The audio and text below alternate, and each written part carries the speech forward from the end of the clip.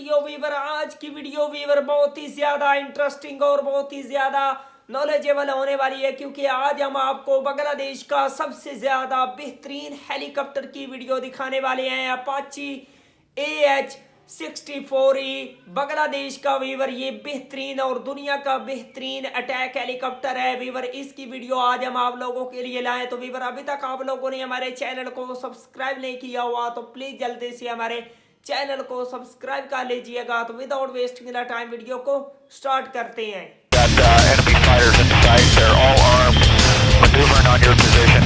We'll be setting up for an engagement. We're going to move to the north and one squadron north. Again.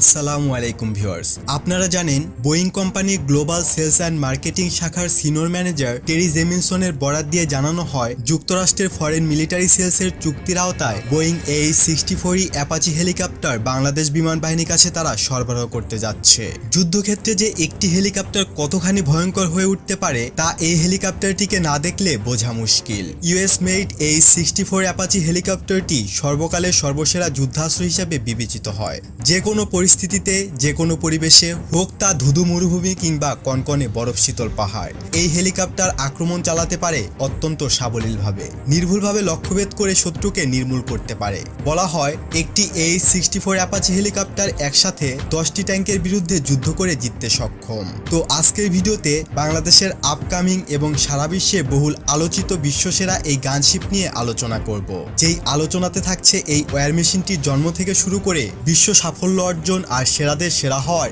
A to Z বিস্তর আলোচনা। তাই বুঝতেই পারছেন ভিডিওটি লম্বা হতে যাচ্ছে, সো স্কিপ না করে ইনফরমেটিভ কিছু দেখতে থাকুন। হে ভিউয়ার্স, আপনারা দেখছেন ইনফরমেটিভ বাংলা ইউটিউব চ্যানেল।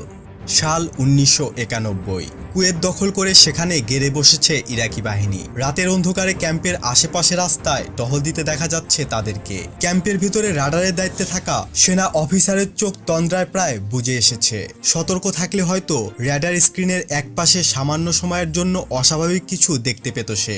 অমনি এক বিকট আওয়াজ, ধুম। রাতের নিস্তব্ধতা খান খান করে দিয়ে শোনা গেল মিসাইল বিস্ফোরণের শব্দ। হেলফায়ার আর হাইড্রা 70 ফ্লেচের রকেটগুলো মুহুর্মুহুর করে আশ্রে পড়তে থাকলো ইরাকি বাহিনীর ক্যাম্পের ওপর। অতর্কিত হামলায় ইরাকি বাহিনী কিছু বুঝে ওঠার আগেই ধ্বংস হয়ে গেল তাদের র্যাডার সিস্টেম। র্যাডার ধ্বংস হওয়ার সংবাদ পাওয়া মাত্র কুয়েতের দিকে এগিয়ে যেতে থাকলো যুক্তরাষ্ট্র আর তাদের মিত্র দেশগুলোর ফাইটার বোম্বারগুলো।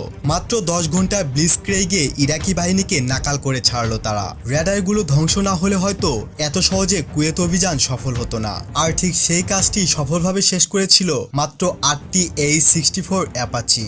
র্যাডারের রেঞ্জের নিচ দিয়ে শত্রুপক্ষকে চমকে দিয়ে যুদ্ধের মোড় ঘুরিয়ে দিয়েছিল এই অ্যাটাক হেলিকপ্টারগুলোই। 10 ঘন্টার যুদ্ধে 277টি অ্যাপাচি হেলিকপ্টারের মিসাইল আঘাতে উড়ে গিয়েছিল 278খানা ট্যাঙ্ক সহ অসংখ্য ইরাকি সাজোয়াজান। বিপরীতে মাত্র একটি অ্যাপাচি ভূপাতিত হয়েছিল ক্লোজ রেঞ্জ আরপিজির আঘাতে, যদিও বা পাইলট বেঁচে গিয়েছিলেন উন্নত ককপিটের কারণেই। 1981 সালে প্রথম মার্কিন সেনাবাহিনীতে যুক্ত হওয়া এই হেলিকপ্টারগুলো এখনো কিন্তু বিশ্বের বুকের সেরা অ্যাটাক হেলিকপ্টারের মর্যাদা ধরে রেখেছে। তো এবার জেনে নিন হেলিকপ্টার জগতের এই বিস্ময়ের সূচনার গল্প।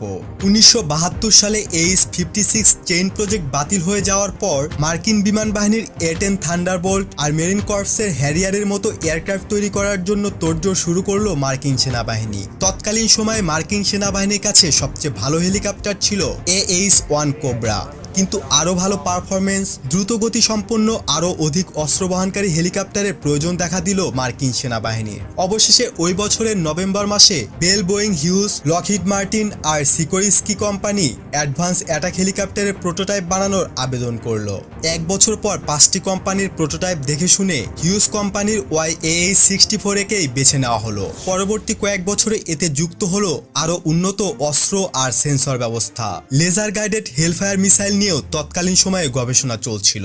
পরীক্ষামূলকভাবে অ্যান্টি ট্যাঙ্ক মিসাইল হেলিকপ্টারে সংযুক্ত করে একে একটি পূর্ণাঙ্গ অ্যাটাক হেলিকপ্টারে রূপ দেওয়া হলো। 1981 সালে আমেরিকার প্রাচীন আদিবাসী সম্প্রদায় অ্যাপাচি ইন্ডিয়ানদের নাম অনুসারে হেলিকপ্টারটির নাম রাখা হলো অ্যাপাচি হেলিকপ্টার। যদিও 3 বছরের মাথায় $470 মিলিয়ন বিনিময়ে হিউজ কোম্পানিকে কিনে নেয় বোয়িং, এবং তারপর থেকেই বোয়িং অ্যাপাচি নামে পরিচিতি পেতে শুরু করে এই অসাধারণ অ্যাটাক হেলিকপ্টারটি। তবে 80 এবং 90-এর দশক জুড়ে এর মডেলে আরও পরিবর্তন আনা হয়। পরিবর্তিত এই 64D হয়ে ওঠে আরও মরণঘাতী এবং আরও আঘাত সহ্যকারী। তবে অ্যাপাচি হেলিকপ্টারগুলো শুধু যুক্তরাষ্ট্রের মাটিতেই তৈরি করা হয়নি। ব্রিটেনের অগস্টা ওয়েস্টল্যান্ড কোম্পানি ব্রিটিশ সেনাবাহিনী এবং আন্তর্জাতিক বাজারের জন্য বেশ কিছু অ্যাপাচি তৈরি করেছে। 2004 সাল থেকে কোরিয়া অ্যারোস্পেস কোম্পানি অ্যাপাচি হেলিকপ্টারের ফিউজেলাজ তৈরির দায়িত্ব নেয়। অ্যাপাচি হেলিকপ্টারের ককপিটে 2 জন পাইলট বসার সুবিধা রয়েছে। আকাশ থেকেই শত্রুদেরকে উড়িয়ে দেওয়ার মতো মিসাইল মেশিন গান হেলিকপ্টার থেকে নিয়ন্ত্রণ করা হয়। অ্যাপাচির ফিউজলেজের নিচেই দেখা যাবে একটি 30mm M230 চেইন গান। মিনিটে 625 রাউন্ড গুলি চালানো যাবে এর সাহায্যে। তবে মাত্র 1200 রাউন্ড গুলি রাখার ব্যবস্থা রয়েছে অ্যাপাচিতে, অর্থাৎ 2 মিনিটের মাথায় মোট রাউন্ড শেষ করা সম্ভব। তবে এর সবচেয়ে বড় সুবিধা হলো এই চেইন গানটিতে हेलमेट माउंटेड डिस्प्ले प्रजुक्ति व्यवहार करा। वंडरफुल वीवर, क्या शानदार किस्म के हेलीकॉप्टर बांग्लादेश में आए थे वीवर। बांग्लादेश को इसी तरह बांग्लादेश में जो बांग्लादेश की एयरफोर्स के लिए हेलीकॉप्टर की जो तादाद है उनको बढ़ाना होगा। बांग्लादेश को दौरे जदीद के हेलीकॉप्टरों की नीड है। इंशाल्लाह बांग्लादेश जो है ऐसा करने में कामयाब होगा।